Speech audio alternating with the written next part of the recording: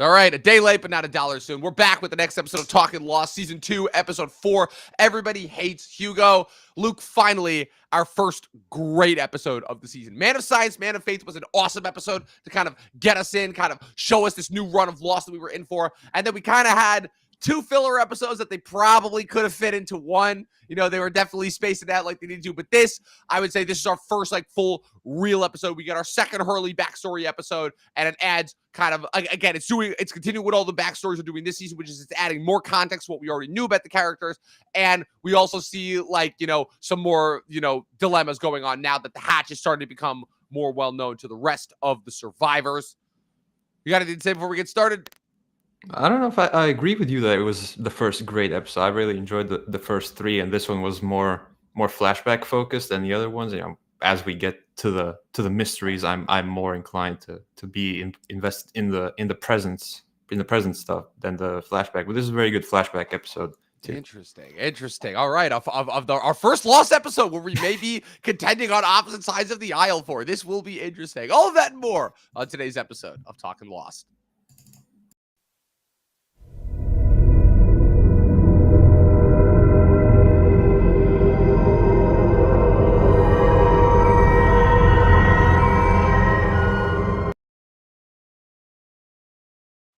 All right, Season 2, Episode 4, Everybody Hates Hugo. Like I said, our second Hurley backstory episode, but there's a lot going on in this episode, and I think that's kind of why I said that this is probably like one of my favorite episodes of the season so far, besides the fact that I'm naturally inherently biased towards Hurley. The fact of the matter is that, like I said, this era of Lost that we got into, now that we're kind of like past the introduction phase, and now that we're exploring more of the island and getting more into the plot-centered section of the story where, like I said, it's the characters are uncovering more mysteries about the island as they are now fully into the hatch. The episode opens with the beeping noise. Hurley is on shift. Locke, as he says later in the episode when he's talking to Charlie, says that he set them up on shifts of about 2 people per every 6 hours in order to hit the button. And like I said, we still have that central conflict set up of, okay, we have to hit this button inside this hatch every 108 minutes or something might happen. Like, we don't actually know. And it's still the carried over paranoia from last episode. Like, exactly. Yeah. I'm not sure if it did happen, but like if it did happen, we don't know. So let's just press the button. Exactly. Yeah. The Schrodinger's cat scenario that's been set up here of it's like, we don't know what's going to happen if we hit this button, and that kind of fear is kind of what's causing us to continue to do it, despite the fact that we have no knowledge of what is actually going to happen. It's a very interesting conundrum. Like I said, I mentioned last week that one of the interesting kind of points going into this conflict that would really reign supreme over this entire season is that you don't know if, like I said, it was the real world conflict of, oh no, is something going to happen bad if they don't push this button, or is this just like a thought experiment set up by the Dharma Initiative in order to study kind of the participants' reactions, if you will, But obviously, again, like I said, we're more inclined to think the prior, because as Jack continues to show, as him and Saeed are exploring the hatch in this episode, there is this weird electromagnetic energy that's kind of happening underneath where the hatch is, as they pass that one section of the wall that his key is drawn to. So there are hints to suggest that that what they're experiencing is real, but it's just a matter of, again, what Lindelof was trying to explore with this section of the show, which was the idea of kind of, people, I feel like we're already starting to ponder and theorize about like kind of what the island was and what it could actually mean and whether it was real. Obviously, again, they'd been battling the whole fan theory that, oh, they're actually all dead and the island is purgatory for a while now. And this was kind of the ways that he was trying to hint at that without giving everything away too fast, because let's be honest, they didn't even really know what they wanted to do with the island or what they wanted to be, but it was kind of in the journey of figuring that out where kind of the more interesting storylines came out. Not to mention that this episode is also really good because it deals with another practical survival matter, as the show was kind of starting to move away from the more practical stuff, which is, okay, we found this bunker with all this food in it, but we don't know how much food there is. We don't know if there's enough to sustain us for however long a period of time we're still stuck here, because the whole goal is, at this point, we are still kind of a survival show. So, like, obviously, who do we decide to put in charge of figuring out how the food gets divvied up and accounting for it? Hurley. Because nothing bad could possibly go wrong there. Not trying to take any shots at Hurley, but as we know, it does take some interesting turns, like from later on, because it is like this massive change that comes to the order of things, if you will. Like, okay, they scavenge for their food, they hunt, and now suddenly there's this big supply. Okay, what negative impacts can that have? So I think this episode does well with that. Absolutely. It's kind of adding more to, I guess, the kind of the Lord of the Flies, the whole how survival is this always this thin line between order and chaos, where you introduce one new element and everything could devolve instantly. It's like Hurley's saying that, like, we don't know how much food there is. We don't know if there's enough food. You don't want me to tell anybody about the hatch, but people know about it. They're going to start asking questions. I have to be the guy that has to be the barrier between them because everybody else is kind of off doing their own thing. Locke's kind of off on his own. Jack and Saeed are exploring the hatch. Kate is just, taking a a shower home and taking a shower. I was kind of a little bit tight at Kate this episode. She's making big noise, like Jack and just, Saeed are wondering what the hell is going on. It's just exactly. She's kind of acting a little bit irresponsible. Charlie's starting to get a little bit inquisitive. Like I said, this is kind of starting to be the beginning of, like I said, they're hinting at it a little bit, but how Charlie is starting to like become a little bit more antagonistic. He's like, you've become one of them. You've become the man. You're keeping secrets from everybody. You're lying to me. You're not being my best friend. Because Charlie still doesn't believe Hurley about him winning the lottery out in the real world. And Locke's just telling Charlie everything about Locke's just straight up telling Charlie everything about the hatch and kind of undermining Hurley. And again, it's continuing the fact that, again, all of this kind of spawns out from the fact that Jack wants to do one thing, Locke wants to do another thing. And they're both kind of just going about it at their own pace right now. And Hurley is the poor sucker that's kind of stuck in the middle. And he's realizing his position, and it's kind of driving him nuts because, again, as we see in his flashbacks in this episode, it kind of as we saw what happened in the immediate, his flashback episode of the prior season where we first discover about the numbers, we see, all the bad stuff that would happen to him. But this one, we kind of focus in on this micro moment in the immediate aftermath of him winning the lottery, where he kind of starts to realize that he's no longer in a position where he has to kind of be at everybody's beck and call and take everybody's shit, as we see him working at the fast food place where he worked and, dealing with, it always makes me laugh how back in the day, fast food bosses actually like took the job seriously, unlike now where they realize that it's just absolutely pointless and they're just like at the beck and call of their corporate overlords. But back in the day, people actually took those corporate higher up jobs seriously, much to the chagrin of their workers. And so you see Hurley quitting his job, and then you see him hanging out with his friend, played by a very popular character actor, TJ Qualls, who is all over the place in the early to mid 2000s. Things like Road Trip. I think he was in the core. He was in the core. Yes, he was also. That's right. That's right. I know him. He was also the young cop that arrested Badger undercover in Saul's intro episode in Breaking Bad. He's been in a lot of things, and so it's kind of them quitting their job, them going out and hanging out, doing whatever throughout the day. And kind of at the end of the flashback, Hurley asked him, he's like, dude, just promise me that nothing's ever going to change our friendship. And of course, what happens is they stop in for gas at the same gas station where Hurley just happened to buy the lottery ticket. The news crew is there interviewing him. They see Hurley in the car, and you just see the look on his face of he's like, fuck, now everything's going to be different, kind of honing in on that micro moment of like, and it's explored at the beginning, where we see the image of him like first passing out after he realizes that he won the lottery with the numbers. And it's kind of like Hurley saw that as like the beginning of his bad luck chain, ultimately. Yeah, it goes back to those numbers, and his sort of attitude towards the hatch isn't that friendly. He'll put in the numbers, but he doesn't seem too happy about it. Like, no. He just wakes up, hears the beeping, like, okay, yep, I'll put in numbers. Here we go again. Yeah, not all. Like Hurley's definitely becoming a more complex character than at first you would think. Yes, absolutely. As we have been saying with Lost since the beginning. Like I said, we also check in briefly with the other survivors on the other side of the island. Michael, Jin, and Sawyer still stuck in the pit. The tail end survivors, like I said, I know their names. The names of Anna Lucia and Mr. Echo set them free. First, they bring on Michael and Jin in order to interrogate them. They leave Sawyer in the pit because, surprise, surprise, they don't like him. They interrogate them. They realize that they are successfully able to confirm that they are not the others. What's it called? So they lift Sawyer out of the pit. They bring them to one of their hideouts. It's another Dharma bunker that they found on that side of the island. And they meet with the other two survivors. We have Libby, who is the skinny blonde girl, and who Michael briefly meets. And then you also meet, again, Rose had been telling us throughout the episode that her husband was alive, and now we finally get to see Rose's husband, Bernard, who's confirmed to be alive, also with the tail end survivors. There's one other girl in there as well, but she doesn't stick around for long. I'll just let you in that secret as well. Like I said, this is a smaller section. Like I said, there's not too much happening, but the thing that's basically, continue to be shown here is that, like, okay, so like they are all one big oceanic family. There's not too much that happens here, but what do you think of the tail end survivors so far? What we've gotten to know of them? Yeah, that's the thing. We haven't really gotten to know them. We don't really know what has happened with them. Obviously, they've gone more feral, if you will, compared to our main cast.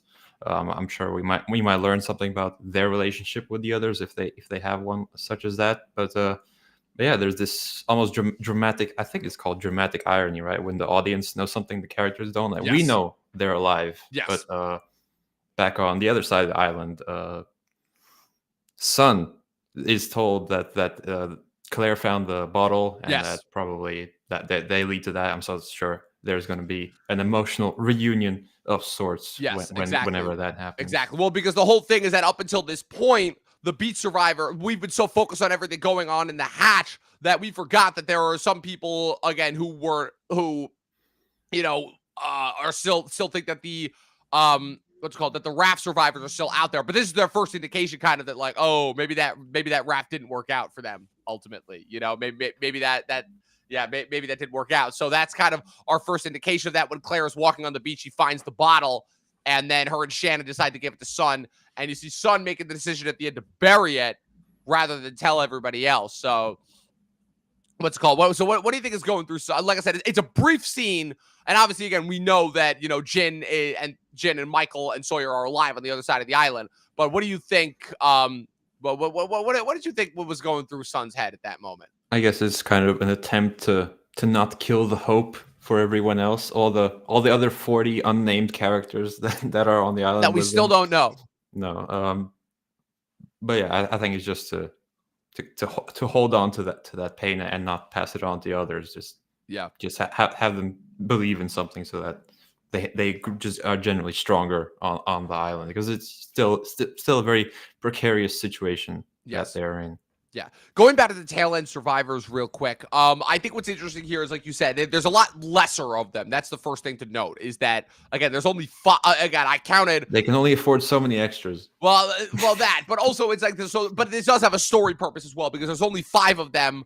But Yeah. we know that, just based on, logic fact, the plane was full when it crashed. So there were more tail end survivors. So my guess is the fact that because they're so tight knit, because they're so much more hidden, because they're so much more ruthless in their survival approach than the main survivors who crashed on the beach.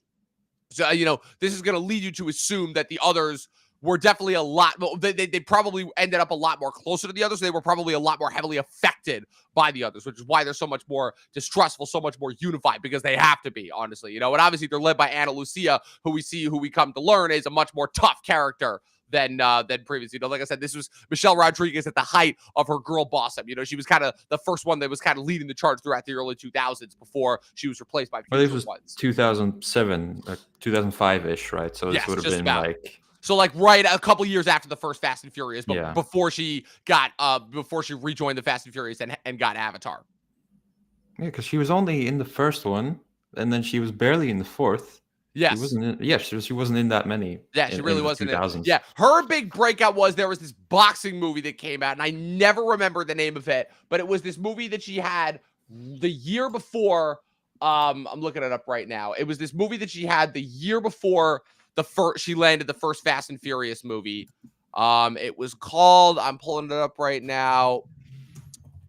It was called Girl Fight. She won an Indie Spirit Award and a Gotham Award for Best Debut Performance before she landed it. And then famously, she was also in, this is always my favorite, going through her filmography in the early 2000s and showing what a time it was. The first Fast and Furious, then 1 year later, she has Resident Evil. Then 1 year after that, she has SWAT.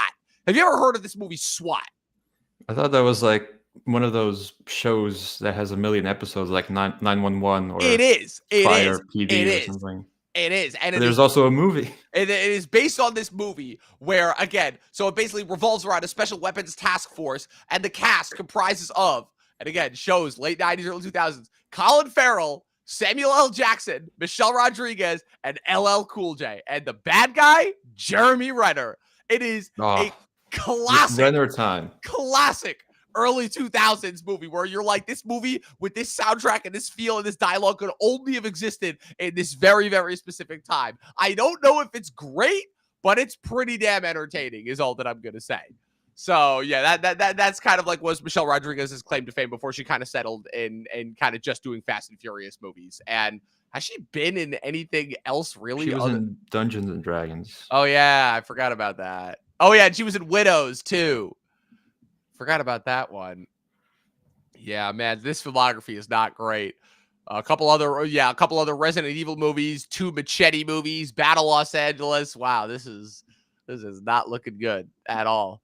And yep, pretty much just Fast and Furious movies. But hey, you know, when you're a staple of the Fast and Furious franchise, you know, and she was in Lost, so and she was in Lost. And Lost is great. So the Lost is great, and that'll always kind of be part of her legacy. I wonder if she gets many Lost questions when that comes back around. Really only other major plot point that happens is Charlie. And like I said, they've been laying the hints as far as that goes, but I will say Charlie goes through a little bit of a villain arc this season. Why that decision was, I'm assuming because, again, Charlie is kind of like such the lovable, sympathetic drug addict in the first season, but they obviously hinted at the end of the first season, you know, upon the realization that the Virgin Mary statues were filled with drugs. And Locke, knowing about Charlie's issues, very deliberately did not tell him about that. And then Saeed, knowing nothing about those issues, told Charlie. So we know that that's going to come back to play a part as well. It may or may not also connect to one of the tail end survivors as well. Hint, hint, wink, wink, nudge, nudge. Yeah, so mostly it's the fact that Charlie's kind of starting to be a little bit of a dick towards Hurley. You know, he's like, oh, you've become part of the man. I'm just asking for a jar of peanut butter for Claire because she loves peanut butter, blah, blah, blah. And Hurley's like, dude, Jack told me I can't do anything. He's like, I can't give anything out to anyone because we don't want to cause a panic. And so, but then Charlie goes to Locke, and Locke just immediately tells Charlie exactly what's going on in the hatch. And Charlie's kind of like the first one is like, who is like kind of in the place of the audience avatar here, where he's like, so wait, we got to press a button every 108 minutes or what? The island's going to explode? And Locke's like, yes. Like, just pretty much. If you want to know, just go to Locke. Like, exactly. He'll tell you. Pretty much. Got no problem. Locke really does have all the answers. But again, it's like, I kind of get where Hurley's coming from, where it's like, dude, like, we're trying to maintain peace and order here. And you're just going around telling people about like what's going on here. It's like, what am I? Hurley's so fed up with the situation that he's about to blow up all the food. Literally. I thought that was the funniest part, where he brings in, literally goes to the Black Rock. He's like, you know what? Fuck this. Goes to the Black Rock, gets 2 of the things of dynamite that again only recently blew up Arzt, and then is gonna blow up all the food. I'm like, I'm like, I see where you're coming from. I feel like there's a better course of action here, you know? So, and I love how it takes like a voice of reason like Bernard, like Rose to come in and basically tell him like, yeah, maybe we shouldn't do this ultimately, you know? And Hurley again is very justifiably going on a rant where he's like, look, at the end of the day, I'm going to be the bad guy, not Jack, not Locke, not Kate, not Saeed, me. I'm going to be the bad guy. And I don't know how I can handle that, but Rose is able to come up with an equitable solution to Jack, for him to bring to Jack, and he basically tells Jack, he's like, yeah, there's not enough food to sustain everybody long term if we ration it out. So better to just like start giving it out now. Ultimately, you know, but it's like we still kind of are in this survival spot. So and we get another campfire ending to the episode, which we haven't had in a while. We haven't had that in a minute. Yeah, no, so that was kind of here nice. we go. Here's the last 3 minutes of the episode. Yeah, a trademark of Lost that I enjoy. Indeed. Yeah, it's been a minute since we've gotten that. So yeah, like I said, this was more of a, I guess you could say, figuring things out episode rather than like I said, the first 3 episodes were so forward moving and so plot oriented. It's nice though, you know, we can still get good episodes like these kind of in the mix, because these are the episodes that made us fall in love with the show in the first place. You know, the more character focused episodes, if you will. And this is of character and this was in addition to, again, this was a continuation of Hurley was one of the people who we only got one flashback episode for last season. So it was kind of nice getting a little bit of extra context on him as opposed to Jack, who we'd already seen so much of, Locke, who we'd already seen so much of, and Michael, who, well, let's face it, he just doesn't make for the most interesting backstory episodes. It's sad to say, but it's unfortunate we were 0 for 2 on that front. So I think there was one more thing, like just minor, like when Saeed and Jack were like going under the when they were exploring the hatch, they said like, oh, there's 7 feet of concrete. This is what they did in Chernobyl. Yes. So that's another. Yeah, another hint. Another scientific jargon they can throw into this vague energy Yeah, so thing. like, yeah, they're like something's wacky about this. So Magnetic, it's radioactive. exactly. It's They're like I said, they're definitely hinting like there is something down here. Like we are pressing this button for a reason. We just don't know what it is. yeah. So Will we find out? I don't know. I don't know. You don't know with Lost. Like you either will or you'll get 3 more questions when they do. Exactly. Typical loss. Like I said, we're just gonna keep talking about it week to week to week until we eventually get to the ending where we may get some answers. Who knows? Oh no! Oh no! Why did it knock out Luke? It knocked you out for some reason. I That think never happened. I thought it knocked you out. What? They did knock me out? Maybe it knocked me out. I don't know. That's something. I don't know. That was a weird glitch. It's the island. It's the island. It hears us. It hears us. We It can't we let didn't us press know the it's. button. We didn't press the button in time. Every 108 minutes. Luke, before we get out of here, I just have to reveal to the audience. We have to talk about this movie because I've only watched the first half of this movie, and oh man, I am just already like, yeah, the Russos needed to go back to Marvel after this. They really did. Like they tried. They really did. COVID did them no favors. They tried to have their own studio. They tried to make their own movies. They really did. They gave it their best effort. You know, I didn't hate Cherry. I actually kind of enjoyed The Gray Man. I still don't understand the hatred towards it. Man, the Electric State. Oh man, what a movie. And I guess the reason why I need to bring this up is because we haven't had a movie quite like this in so long. Where it is a movie that is trying to be so earnest in its approach. And man, is it missing the mark on every possible chance it can get. But it is just so damn enjoyable. And I'm probably the only person that's like enjoying this movie because when everybody else hates him on a movie, You watched only half of it. I tend to enjoy it. Exactly. I've only watched half of it. This is a movie, Luke. I just need to run down the cast list of who is in this movie. I'm sure you know about it already, but more or less. this is a movie that stars, obviously, again, Millie Bobby Brown and Chris Pratt are the main stars. This is a movie that also co-stars Ke Huy Quan, Stanley Tucci, Giancarlo Esposito, Jason Alexander, and features the voices of Woody Harrelson, Anthony Mackie, Brian Cox, Jenny Slate, Coleman Domingo. Like, how the hell they were able to afford this many people, I have no idea. That's probably part of the reason why this is like the most expensive Netflix movie ever made. This movie had like a final estimated budget of like $320 million, which is like, isn't that more expensive than like an Avengers movie? I'm pretty sure. Definitely more than the first two. I think Infinity War and Endgame reached some pretty astronomical numbers, but Yes, like, but it paid off. And I'm yeah, just like, this is some Avatar level. I'm budget. just like, I like, listen, the money shows on the screen because the effects are the best part about the movie. Like the designs of the robots like are everything pretty I've cool. seen. Like the robots look great. Yeah, I like the it designs. really does. And like I've heard cool. it was a book or graphic novel. It was an illustrated kids book is what it's based on. So like that's another part of the reason why I don't want to give this too much flack, because at the end of the day, like it is like based on a kid's book and it's clearly trying to be made like for kids. But oh man, it is just, I can't make heads or tails of this movie so far. It is just so nutty and so bonkers. The fact that the Russos were actually able to kind of pull this off. I don't know. I might end up enjoying it by the end. But Millie Bobby Brown is like the worst that she's ever been in anything. It's still hilarious to me that she's like 21 and married and they're like still casting her in these like kid roles. But I also watched Steven Soderbergh's Black Bag this past weekend, and that was excellent. Like one of the best movies so far this year, easily. Just this guy just turns out movies. He like really crazy. does. But like Soderbergh, you know what it is? It's like Soderbergh is such an experimental filmmaker that we forget that he's just so effortless when it comes to genre. Again, this is the dude who directed the Ocean's movies, Traffic, The Limey, Out of Sight. His first movie ever is Sex, Lies, and Videotape, which is like what kicked off kind of like the indie boom of the 90s. Side Effects, Magic Mike, which is again another unexpectedly great movie. He basically kind of is responsible for Channing Tatum's career turnaround. You know, he's always a guy who seems to be like one step ahead of the curve. But the problem is that he kind of sometimes gets bogged down a little bit in experimental filmmaking, that we forget that he can just churn out a genre banger like this. Not to mention the fact that a majority of these types of movies that he's been making over the last decade have primarily gone straight to streaming. You know, movies like High Flying Bird, like Let Them All Talk, like No Sudden Move, those all went directly to streamers. So the fact that he actually made this movie and released it in theaters is amazing. It's a cat and mouse spy thriller, a more serious Mr. and Mrs. Smith, if you will, with Michael Fassbender and Cate Blanchett, who could not be more perfectly matched. And this movie also co-stars Marissa Abella from Industry, Reggie Jean Page, Tom Burke, Naomi Harris, and Pierce Brosnan. And it's exactly what you think it is. It is just a tight-knit cat and mouse thriller. espionage, trying to figure out who's the mole. You've seen types of movies like this a million times, but Soderbergh's an absolute master and he knows what he's doing.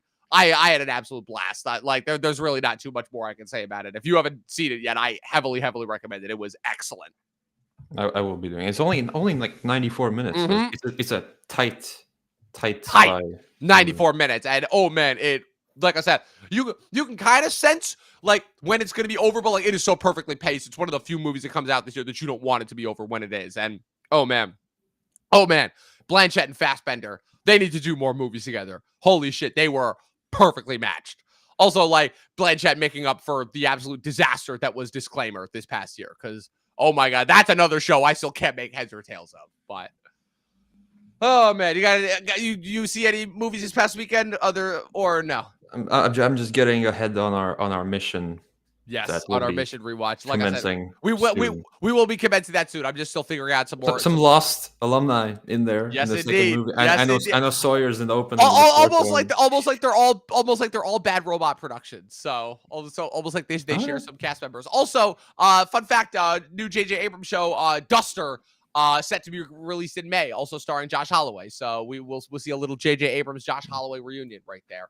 But like I said, some more interesting things on the horizon as well. Like I said, I just put out my top 10 movie trilogies episode. There will be more coming from that front. I've got a couple of things in the works. A couple of more TV shows, some more performances. Dustin and I will also be going live this week to talk about one Robert De Niro, doing our De Niro Hall of Fame. We figured it's past time. He's getting up there in age. He doesn't have that many more movies left in him. So, yeah, like I said, a bunch of stuff to look forward to for the rest of the month of March and going into April. But in the meantime, Luke, where can the good people follow you on the interwebs? Well, this week, since you accommodated to my hectic schedule, I'll give your top 10 trilogies the spotlight. Thank you. Go ahead and watch that. It goes great with food. If you need a 10-minute video to watch with your dinner, this one is. It actually kind of does. It's perfect for that. That's good. I like that. I didn't think about it from that way, but I like that. Yeah, you always try and struggle to find the right video, and the food's already cold, so just put on the Talkin TV top 10 trilogies. It's a good list. It's pretty good, right? I've been working on it for a while. They would always range at like 15 You got minutes. the essentials in. I like shortened it to like just about 11 minutes, which I thought was perfect. So. Yeah, like I said, there are a couple more niche ones that I wanted to include, but I figured I'm like, this is my favorite. So like I said, there'll be more coming from that front as well. And you guys can follow me with everything going on at Movie Nerd Reviews across all platforms, at Official Talkin TV Podcast across all platforms. You guys know the rest. We'll be back next week for Talkin' Lost episode 5, and we'll also be, oh man, Luke, Severance, man. Oh, I'm in season 2. I've watched one episode. Oh man, you like I said, you got ways to go. You got catch up to do, but. Oh man, I will be caught up. I will be caught up. Yeah, it's gonna be good. All right, we'll see you guys next week on Talkin' Lost.